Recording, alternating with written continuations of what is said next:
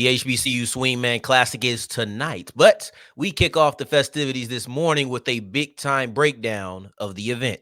Oh yeah, it's locked on HBCU. Play my music.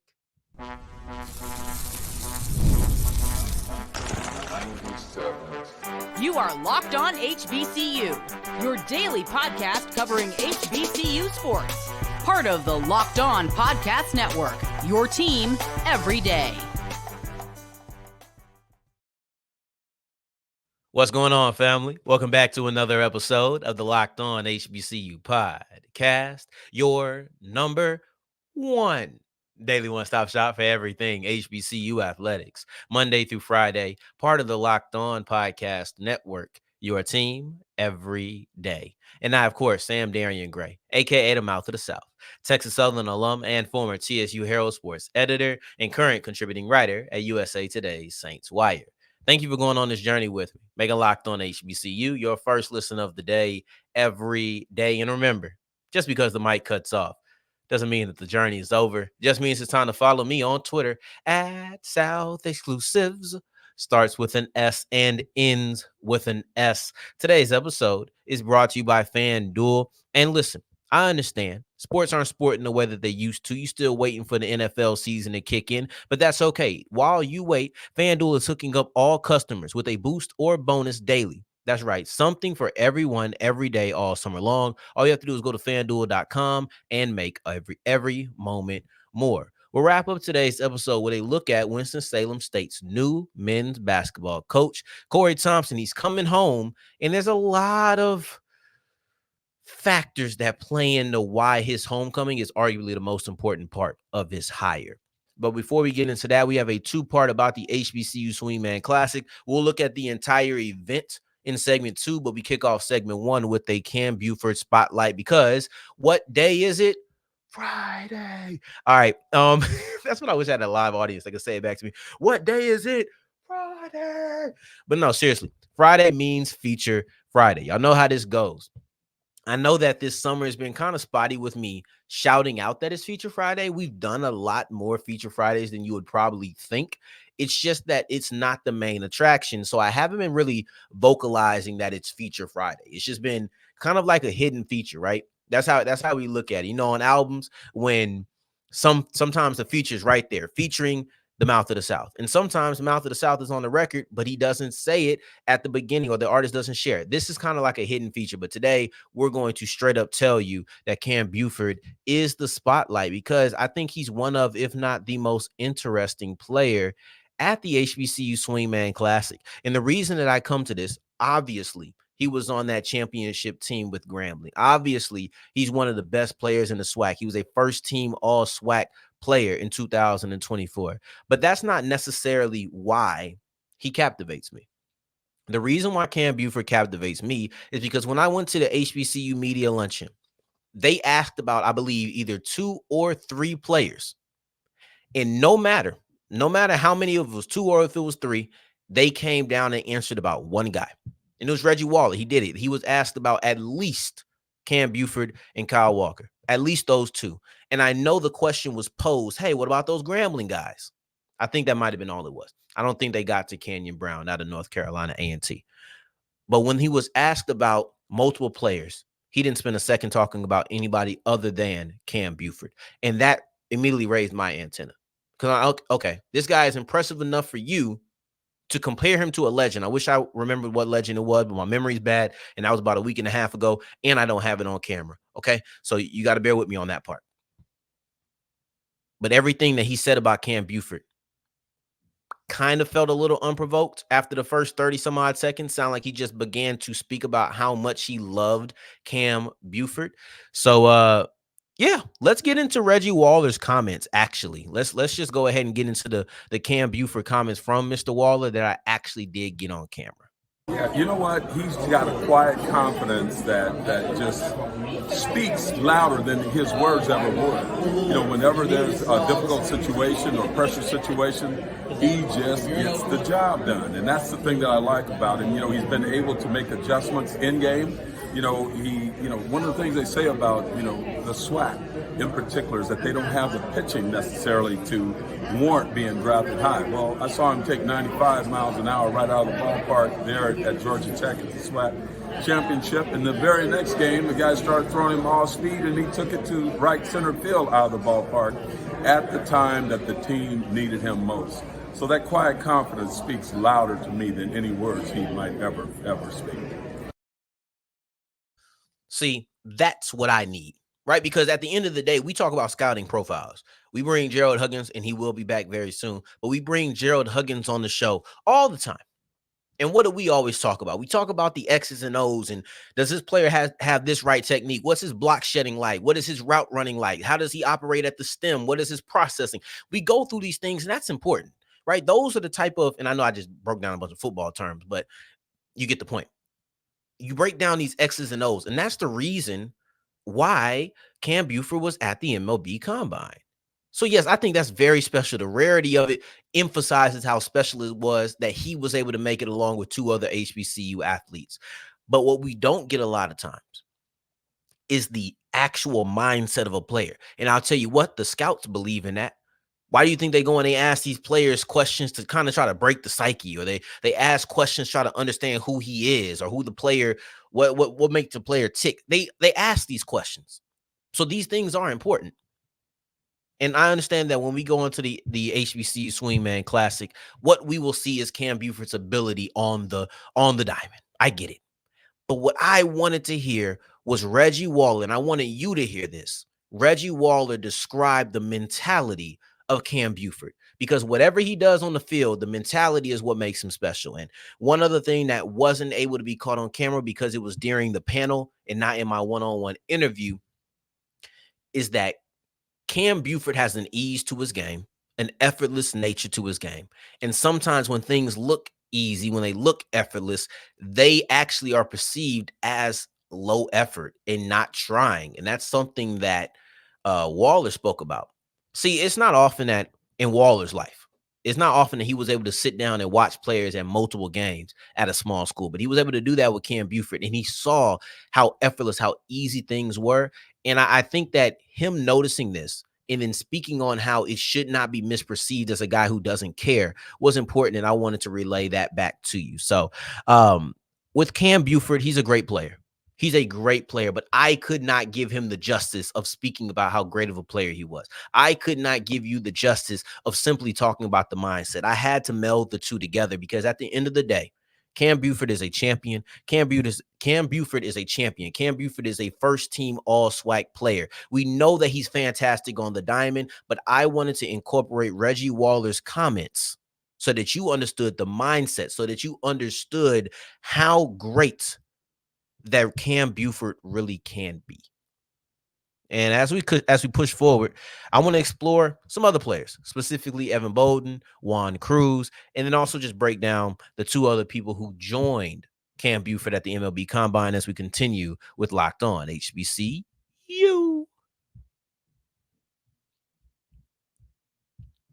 Today's episode is brought to you by eBay Motors. Have you ever been stuck on the side of the road? It's embarrassing, bro. I ain't gonna lie to you. I thought I was gonna be stuck on the side of the road one time. Then I was able to make it to an exit, and I was able to park somewhere. Still embarrassing, in my opinion. But there's nothing worse than not having control of your car. Unfortunately, we don't live in a world where we can always avoid that. If you do find yourself in this type of situation where you have to get your car fixed because it's not running right, I suggest that you to go to ebaymotors.com. If you go to ebaymotors.com and put your car into the My Garage section, they'll have over 120 million parts on the website, but they'll tailor it down to the parts that fit your vehicle guaranteed. That's why they have the eBay guarantee fit, because if it doesn't fit your car, they'll give you your money back, no questions asked. But they understand that they're going to operate in a way where you're never going to want a refund. Don't have them charge you all these parts or all these funds for parts. Go to eBay Motors, get the parts, and tell the mechanic to just do the labor. I'm trying to give y'all the game, but you got to go to eBay Motors. I could teach you how to fish, or I could lead you to what? I don't know. Go to ebaymotors.com. That's all I know.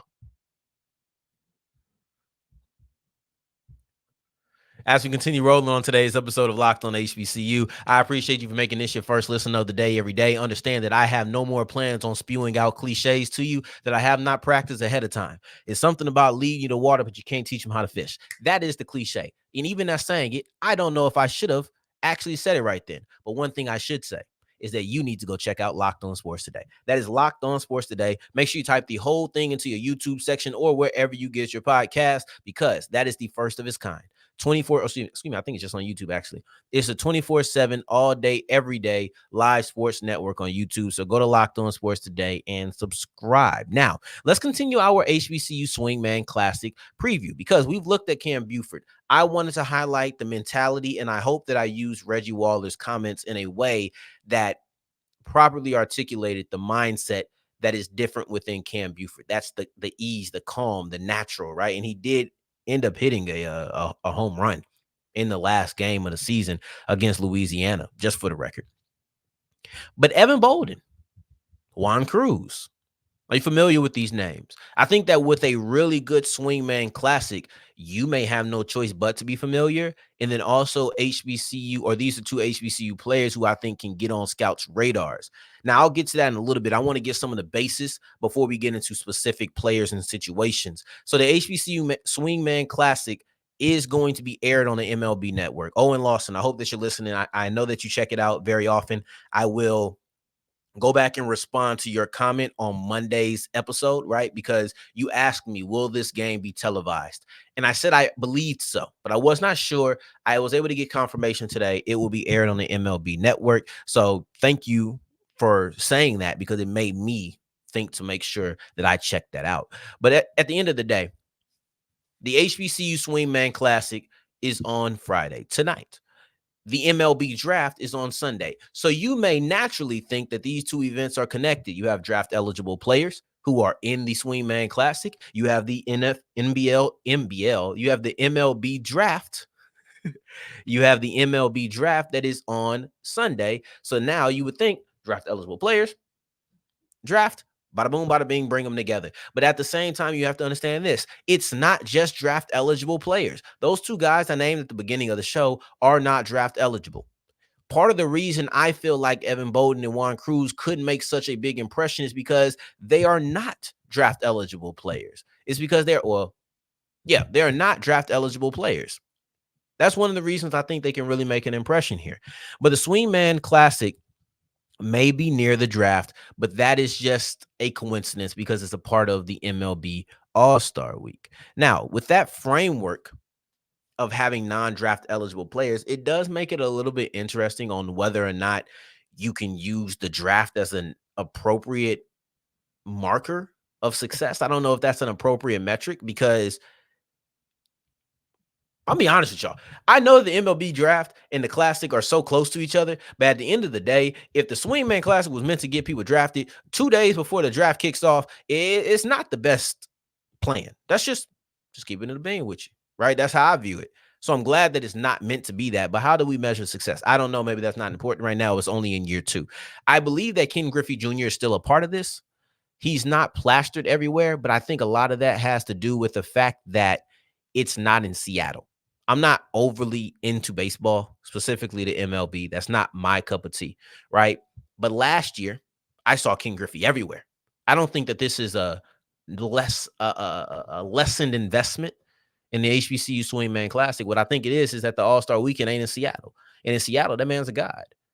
He is. I mean, he's a phenomenal player and a legend no matter what. But in Seattle, it's a little different, right? So I think that it was less about the first HBCU Swingman Classic, because he was the person who pushes this over the edge to finally getting done. There have been many talks about it, but he was the one who pushed this over the edge and got it to becoming an actuality. But it's not in Seattle, so you're just not seeing Ken Griffey everywhere. It was kind of a Ken Griffey All-Star Week. This year, he's just a part of the event, and his dad actually ends up coaching the team on the American team. So like that's I think it's still an investment here. You just don't see him as much. That being said, I think it's still a big deal. It's number 2. You have the Negro League special who should be honored, and it should be a special moment for them. I believe they're going to honor them. I hope that they do when I'm out there, because you see what's going on right now with the Negro League and the recognition that's coming from all of the stats that were earned during that time. Now, let's get into these players because there's three guys in particular who I feel like I got to keep my eye on. It's easy, and it's because they were at the MLB draft. Kenyon Brown out of A&T, Cam Bufford out of Grambling. We just spoke about him, and then Kyle Walker out of Grambling. Those guys jump off the screen because they were at the MLB Combine, and it's not a lot of them. It's only three. It's only three HBCU players. Now, I understand it's not going to be a bunch. You can't invite everybody. And the fact that you got that exclusive invite speaks volumes about who you are. The fact that you got that exclusive invite as an HBCU player speaks even greater volumes to me. That rarity is a thing, in my opinion. And you don't often see, they're still here. You don't often see these type of players play at the HBCU event. It don't happen at the Legacy Bowl. I can tell you this right now. Ain't nobody who's at the Combine at the Legacy Bowl. It just ain't there. I don't know about the HBCU All-Stars in the NBA Combine, but to be honest, nobody cares about the NBA pre-draft process. It's probably the most irrelevant. No one cares about the NBA pre-draft process at all. Even basketball fans barely care. I'm just gonna be honest with y'all. That's how I feel, at least. That's what I've seen. But in this, to have these players coming to this event, I love that. That's something that stands out to me. That's something that's special to me. But let's get into the matchup I want to see, because originally I was going to do best batters, best hitters, and just kind of read off numbers. And I was like, I wouldn't want to listen to that. I wouldn't want to listen to me read off these numbers. So because I wouldn't want to listen to me do it, I don't want you to hear me do it. Right. So instead I decided, let's get a little creative. Let's get a little creative, but let's look at the pitcher versus batter battle that I'm looking for the most. And this is between the two Delaware State players who are actually invited here. You have Evan Bouldin and you have Kieran Etwaru. Now, the thing about this is that they're both listed as pitchers. So you will see both of these men on the mound. At the same time, I went, and this is how I actually decided to do. I was like, I got to find a way to talk about Evan Bouldin. I got to talk about Evan Bouldin. Evan Bouldin, in addition to being a pitcher, is also a really good batter. And not only that, he pitches and bats, and then he also made a drastic improvement from his freshman year to his senior year. The only reason I found it out is because I was accidentally looking at 2023 stats, and I was like, "Where's Kieran Etwaru? I don't see him. Where is he at?" And I looked up. Oh, it's 2023. So then I had already typed in all the numbers because I made a spreadsheet. I made a spreadsheet with everybody's numbers because, come on, like I don't know everybody's numbers. Let's be real, but I was like, oh, I have to go change these numbers for Evan Bouldin. Every single number got better. When I went to the batting average, I had to jump it from 324 to 382. His runs went from 32 to 52. His home runs doubled, went from 3 to 7. Doubled and some, really. His RBIs went up from 26 to 39. So you're looking at a player who improved in all of these stats from his freshman to his sophomore season. Now, this is the thing about it. He's only a sophomore. He's going to have to play another year. He's going to be in this game next year. As long as he performs well in his junior season, he will be in this game next year. We've broken down Cam Bufford, right? And I'll probably post a clip. I will try to remember to post that clip on Twitter. Matter of fact, I'll probably set it up to do it right now. So, but it won't come out till probably like afternoon, maybe late morning. Anywho, Evan Bouldin, and the same thing goes for Juan Cruz. But when you look at both of these players, they're both batting over 380. When you look at these players, they're both young. Juan Cruz is a freshman, came in batting 388, came in with 11 homers. He's efficient. He's powerful. When you look at Bouldin, he made that jump from his freshman year to his sophomore season, 324 to 382, 32 runs to 52 runs, 3 home runs to 7 home runs. His RBIs jumped as well. You're seeing improvements from every single category. So when I start off this episode, or specifically the segment, and I say Evan Bouldin and Juan Cruz are players that I really want to watch, it's because their youth allows them to get on the radars a little bit early. They don't have to worry about, oh, the draft's in 2 days. They don't have to worry about one more year. Bouldin and Cruz has at least 2 more years. Bouldin could get 2 more years, and Cruz has the ceiling to get 3. Like this is what you're looking at. Evan Bouldin, Juan Cruz, two young players who come into this game batting very well. I'm particularly interested in Cruz and what can he do as far as getting a home run, because he's going against, and I said pitcher battles. So let's get this battle out the way, this last one. Juan Cruz, he could get a home run on Caleb Granger out of FAMU, Pablo Torres out of Bethune-Cookman. And these are two of the best pitchers in the SWAC, two first-team all-SWAC pitchers this year. This is what I want you to take away. You have the baseline of what to expect at the beginning of the episode, but I'll say this and wrap it up on the players to watch. The players that I would tell you to watch are the three players who went into the MLB Combine: Canyon Brown, Cam Buford, Kyle Walker, and then also two young guys that I would really tell you to keep your eyes on: Evan Bouldin, who made a huge jump from year 1 to year 2, and then Juan Cruz, who came out the gate insane with one of the best batting averages in the SWAC, one of the most home runs. There's not enough words I could say about Juan Cruz. Juan Cruz is the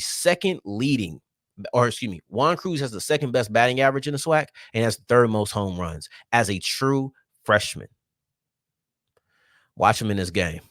Now, as we push forward, Corey Thompson is returning home. He's back with Winston Salem State, and his homecoming is a big reason you should be excited about this hire for the Rams, and we'll explain why as we continue with Locked On HBCU. Today's episode is brought to you by FanDuel, and FanDuel is the official sportsbook of the Locked On Podcast Network, and I understand. I get it. Sports ain't sporting like they used to. You're probably a big NBA fan. Well, you got the Olympics on the way, so maybe that'll keep you fed for a little bit. Or you're a big NFL fan like me, and the season doesn't start for another month, and that month can't happen fast enough. So with that being said, in the meantime, if you want to put some money down on some NFL futures, you want to put some money down on the Olympics, you want to put some money down on the WNBA and the MLB, because sports still are going on, even if they aren't sporting the way that you would like them to, you could go to FanDuel.com to make every moment more. And usually we isolate for new customers, try to get in those new people. But here we want to show some love to the existing customers and the new customers, because all customers, new and old, everyone, every single day gets a daily boost or bonus all summer long. So make sure that you are going to FanDuel.com. That is FanDuel.com. Make every moment more. As we're wrapping up today's episode of Locked On HBCU, I appreciate you for making this your first listen of the day every day for your second, making it all the way to segment 3. And I thank you 2 times for that. I'll be honest with y'all, I'm recording this beyond my bedtime, so y'all have to forgive me. I don't feel like I'm on absolute point, but I wanted to get this to you first thing in the morning so that we could get to the HBCU Swingman Classic later in the day with as much time for you to be ready for this. So I'm right on that verge. I'm getting old. I will say that. But anyway, Corey Thompson probably feels a little bit rejuvenated. He's older than me, but he may feel my age since he's returning to his alma mater of Winston-Salem State to be their head coach. Cleo Hill, he left the Rams to go on to Maryland Eastern Shore. And that was a tough blow because you're losing one of the best coaches.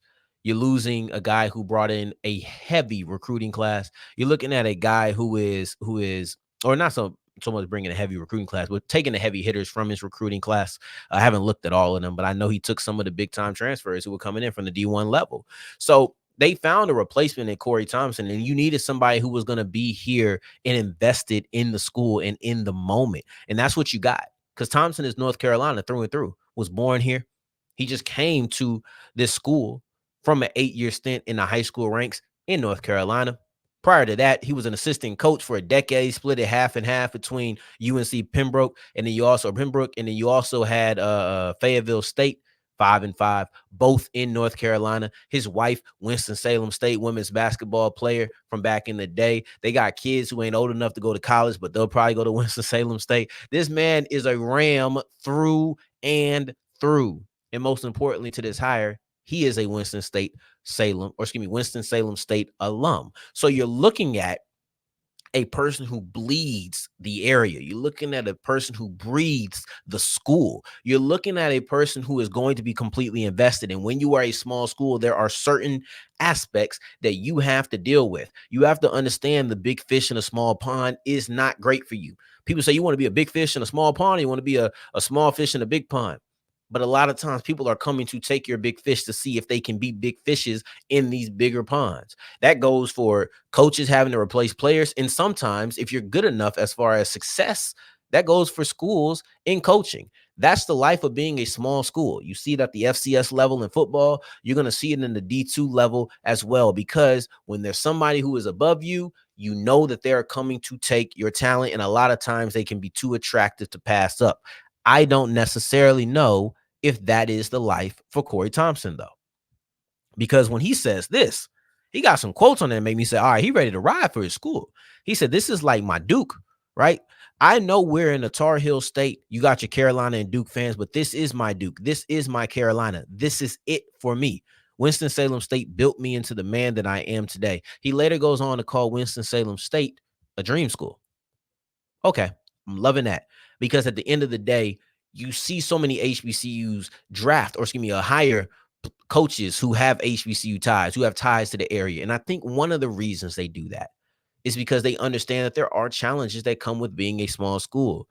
Financial challenges, institutional challenges, we know those, right? You have the big fish that I was just telling you about. You understand that everybody ain't built for that cutting of the teeth. Everybody's not built for that grind. Those who love the school, those who are invested in the area, I think you feel like they would be a little bit more. You feel like they may actually understand what they're stepping into. I think that it's important to know what you're getting into, especially in the small school ranks. And I keep saying small school because I don't think this is just an HBCU thing. But I will say HBCUs hiring coaches with HBCU experience seems pretty specific. I don't know if I can make a parallel between that and PWIs. I don't know if that's really an appropriate parallel, because there's more PWIs. So saying they hire coaches with PWI experiences kind of feels like stupid. But one thing that Thompson did say in his recruiting process, and I'll say this before you get out of here, I want to keep it primarily Swingman Classic. He said you have to bring in players who believe in something more than themselves. That's typical coach speak. But when you see a guy who talks about how this is his Duke, this is his Carolina, it's believable. Let me tell you what that means. That's how I'll sign out, because we talked about obstacles. But when this is everything you've wanted, obstacles don't matter. Obstacles don't scare you. They matter as far as can you get over them.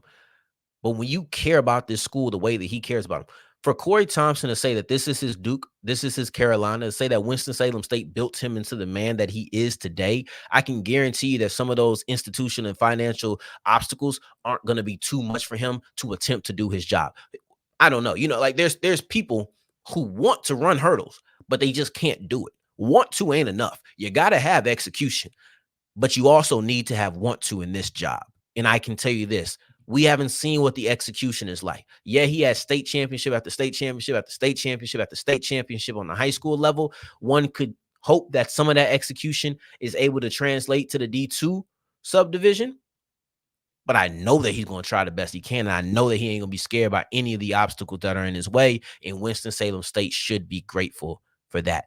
Now, I appreciate you on. I don't know how we're going to do Monday's episode, y'all. I don't, because Gerald Huggins should be coming. I think we may do a 2-day episode or 2-part episode, or 2 episodes in a day. I think we may do that. We may do a morning episode about the SWAC Media Day, and then also the HBCU Swingman Classic. And then we may also do a midday about Gerald Huggins and his top 10. Don't quote me on it, but Gerald Huggins in his top 10, if it comes out, will be a 5:30. It'll be an evening after you get off work live show. So I appreciate you for making this your first listen of the day every day. Until the next time that we hear each other, family, whether it's in the morning or if it's in the afternoon, take care. Stay blessed. Peace.